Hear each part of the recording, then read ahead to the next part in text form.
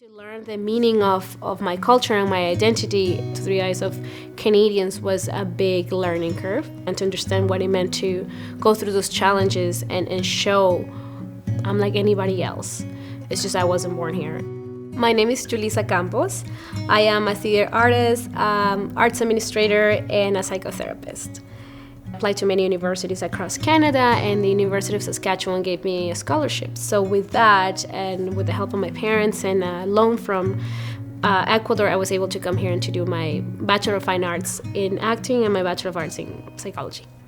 The weather was the biggest challenge because I came from a 30-degree plus humid place, and to switch to -50 for the winter, that was very hard. Depression and feeling lonely, the winter blues, because you don't go out and it's dark outside very early. When I moved here, I learned what it meant to be different. I was a person of color, someone who had an accent. There were times that I've had to face some microaggressions and some sort of racism. Your accent and the way you talk is very important.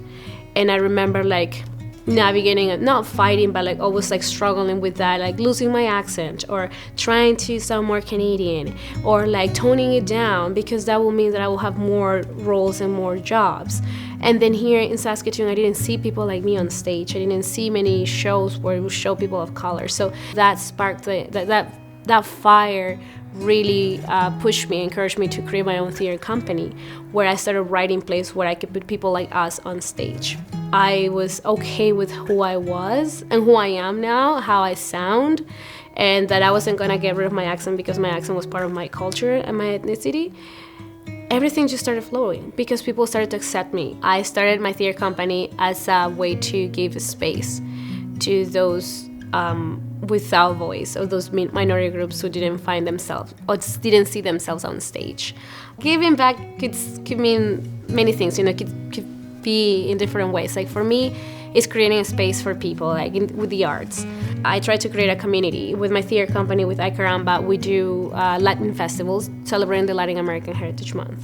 As a general manager for the Tootoosis Nikaniwin Theater, GT&T, we foster the same for the Indigenous youth. So we have a theater program called the Circle of Voices, where we welcome the youth. We don't charge anything. We feed them. We teach them theater. We give them a space for be themselves and speak up. It's a very hard world that we live in, where it's hard to belong and be yourself. So creative spaces where you can just let the youth or let people in general just be themselves, it's a huge reward, because that's how you find who you are and you find your own identity in the society.